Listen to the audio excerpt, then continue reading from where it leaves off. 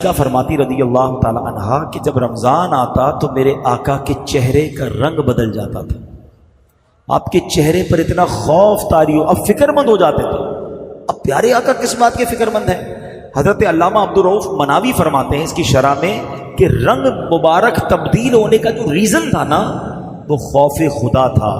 آپ خوف فرماتے تھے کہ کہیں رمضان میں حق کے بندگی ادا کرنے میں کوئی کمی نہ رہ جائے. یہ کون ہے؟ اللہ کے حبیب ہیں.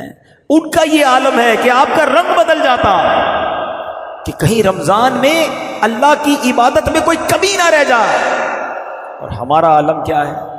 پیسے کمانے میں کوئی کمی نہ رہ جائے. اور ہمارا حال یہ ہے کہ رمضان کو ہم نے فوڈ فیسٹیول بنا دیا. کچھ لوگوں نے فوڈ فیسٹیول بنا دیا، کھانے پینے کا مہینہ. کچھ لوگوں نے اسپورٹس فیسٹیول بنا دیا، کھیل کود کا مہینہ. اور کچھ لوگوں نے کمائی کرنے کا بزنس فیسٹیول بنا دیا کہ پیسے کمانے کا مہینہ. اور چوتھی قسم بھی ایک ہے، شاپنگ کا مہینہ.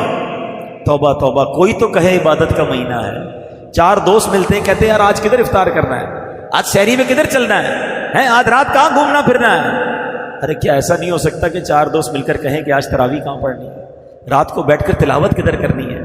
یار کہیں ذکر اللہ کی محفل ہو تو وہیں چلتے ہیں، کہیں درس قرآن سننے چلتے ہیں، چلو یار اللہ کے گھر میں عبادت کرتے ہیں. یہ مہینہ عبادت کے لیے آیا ہے. ہر طرف بورڈ لگ جاتے ہیں، all you can eat, Ramzan offer burger, تو رمضان آفر فرائز، تو فلاں فلاں. مطلب ایسا لگتا ہے کہ مسلمان بیچاروں کو پورے سال میں ایک مہینہ کھانے کے لیے ملا ہے. یہ روزے کے لیے ملا ہے، یہ عبادت کے لیے ملا ہے. ہم کیوں ایسا کرتے ہیں؟ اچھا سائنٹیفکلی میں آپ کو ایک بات بتاؤں. اب تو خیر کہتے ہیں نا بہت ساری چیزیں سائنس سمجھا دیتی ہے. ہماری میمنی میں کہتے ہیں کہ ہارے نہ مریو وارے بریو. کیا ہوتا ہے کہ پہلے لوگ کہتے تھے یار بیمار ہو تو طبیعت ڈاؤن ہو جاتی ہے روزوں میں، تو کمزوری بہت ہے اس لیے نہیں رکھتا. حالانکہ نبی پاک نے 1450 سال پہلے فرما دیا کہ روزہ رکھو صحت مند ہو جاؤ گے. اور آج جتنے ڈائٹسٹ جو ڈائٹ کرنے والے اور ڈاکٹرز ہیں اور سائنٹیفک لوگ ہیں، وہ سب کہتے ہیں کہ اگر آپ 14 سے 16 گھنٹے کی فاسٹنگ کریں تو آپ کی باڈی جو ہے اس کی بہت شاندار ریکوری شروع ہو جاتی ہے. آپ کا ڈائبٹک لیول ٹھیک ہو جاتا ہے، آپ کا کولیسٹرول ٹھیک ہو جاتا ہے، آپ کا وزن ٹھیک ہو جاتا ہے. آپ یقین کریں میں ایسے لوگوں کو جانتا ہوں کہ پورا سال اب 16 گھنٹے بھوکے رہتے ہیں. میں ایک صاحب کو ملا، وہ کہتے ہیں میں روز 16 گھنٹے بھوکے رہتا ہوں، میرا جسم بڑا فٹ ہو گیا. تو میں نے کہا اللہ کے بندے پھر روزہ ہی رکھ لیا کر. اس نے کہا بات تو آپ صحیح کر رہے ہیں، 16 گھنٹے تو ویسے ہی بھوکا رہتا ہوں. میں نے سسٹم ایسا بنا لو کہ سحری کر لو، افطار کر لو، روزے کا ثواب روز مل جائے گا، آپ کی ڈائٹنگ بھی ہو جائے گی. الحمدللہ اس کے بعد سے اس نے روزے رکھنا شروع کر دیے. لیکن مجھے پتا چلا کہ میرے آقا نے تو پہلے ہی کہہ دیا تھا. کاش مسلمان نبی پاک کی بات مانتا نا. اب ڈاکٹر کی مان رہے، ہاں 15-16 گھنٹے بھوکا رہو تو باڈی کور ہوتی ہے، باڈی اپنے بہت سارے ایسی چیزوں کو ختم کر دیتی ہے جو بیکٹیریاز ہوتے ہیں. اور بڑی میں نے اس کی تفصیل پڑھی ہے، سائنٹیفک باتیں اس لیے میں یہاں نہیں کر رہا، مگر سمجھو بات کہ نبی پاک نے تو فرما دیا تھا کہ روزہ رکھو صحت مند ہو جاؤ گے. ہونا یہ چاہیے تھا کہ ہم رمضان کا پورا مہینہ روزے رکھتے، ہماری باڈی فٹ ہو جاتی، ہماری بیماریاں دور ہو جاتی، ہمارا ایکسٹرا فیٹ ختم ہو جاتا، ہمارا وزن کچھ اور اچھا ہو جاتا. اگر ہم ایسے لوگوں کو بھی جانتے جن کا رمضان میں وزن بڑھ جاتا ہے. کیوں بھائی؟ کیونکہ باقی دنوں میں تو ہم 3 ٹائم کھاتے ہیں اور وہ لوگ رمضان میں 5 ٹائم کھاتے ہیں. 5 ٹائم کیسے کھاتے ہیں؟ اور بھائی ابھی تو افطار میں پہلے ڈٹ کر کھائیں گے، پورا دن بھوکا رہا تھا. سحری میں ڈٹ کر اس لیے کھائیں گے کہ پورا دن بھوکا رہنا ہے. تو 2 تو یہ ہو گئے. اب تراویح کے بعد پھر بھوک لگے گی، پھر کھانا ہے. رات کو دوستوں کے ساتھ 2 بجے پھر کھانا ہے. اتنا کھانا ہے تو حال کیا ہوگا باڈی کا؟ اور سارا تیل والا اور عجیب و غریب کھانا ہے. اس بار رمضان میں ایک اور ٹارگٹ لے لو کہ اپنی صحت بھی بہتر کروں گا.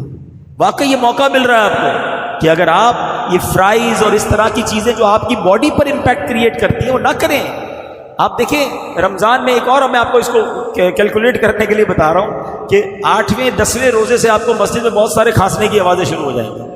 شروع کے 2-4 روزوں میں آپ کو کم آئیں گی، اس کے بعد تراویح میں ہر دوسرا آدمی کھانس رہا ہوگا. کیوں کھانس رہا ہوگا؟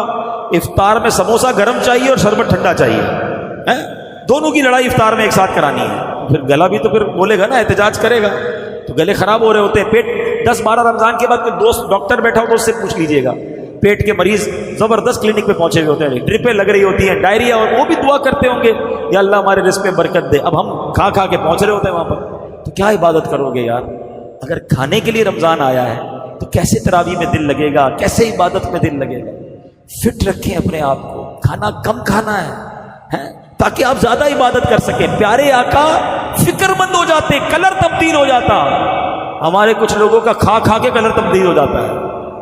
پیارے دوستوں, آج کی اس ویڈیو میں ہم آپ کو بتائیں گے کہ رمضان المبارک کے مہینے میں ہمیں سحری کے اوقات میں دہی کھانا چاہیے یا نہیں. سحری میں دہی کھانے والے پہلے نبی کریم صلی اللہ علیہ وآلہ وسلم کا یہ فرمان لازمی سن لیں. پیارے دوستوں, سحری میں جو سب سے زیادہ چیز استعمال کی جاتی ہے وہ اچھی طرح سے آپ لوگ جانتے ہیں کہ دہی ہے. حضور اکرم صلی اللہ علیہ وآلہ وسلم کو دودھ بہت زیادہ پسند تھا. آپ صلی اللہ علیہ وآلہ وسلم اکثر اوقات دودھ تناول فرمایا کرتے تھے, حتیٰ کہ آپ کو بے شمار ایسی احادیث ملتی ہیں جس کے اندر دودھ پینے کے حوالے سے ارشاد بھی فرمایا گیا ہے.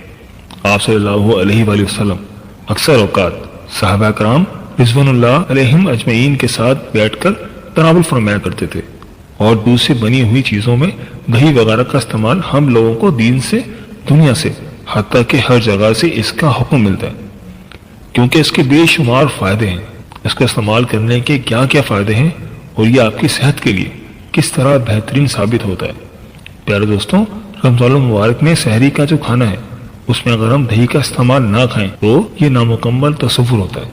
لیکن اگر آپ کسی وجہ سے دہی نہیں کھا رہے تو خبردار ہو جائیں کہ آپ اس شاندار غذا سے اور اس کے فوائد سے محروم ہو رہے ہیں.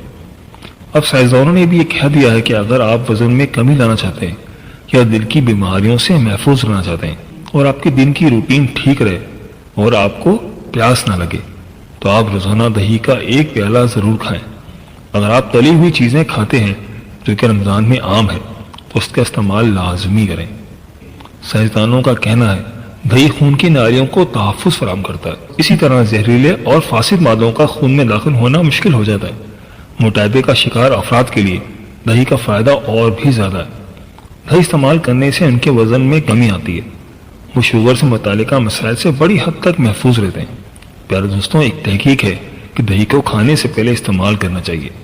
اگر آپ کھانے سے پہلے دہی کھاتے ہیں تو اس کے نتیجے میں کھانے کے بعد میٹابولزم بہتر ہو جاتا ہے اور دل کی بیماری, میٹابولک سسٹم کی خرابی سے پیدا ہونے والی بیماریاں اور ان سب کا خطرہ بہت کم ہو جاتا ہے.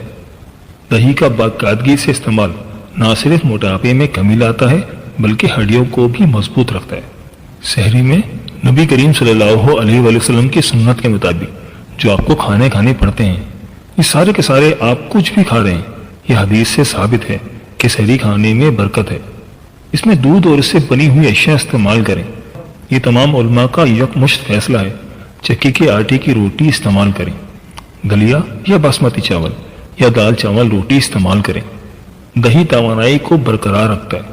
کوشش کریں کہ گھر کے اندر آپ نے دہی بنانا ہے کیونکہ اس دہی میں کیلشیم زیادہ ہوتا ہے.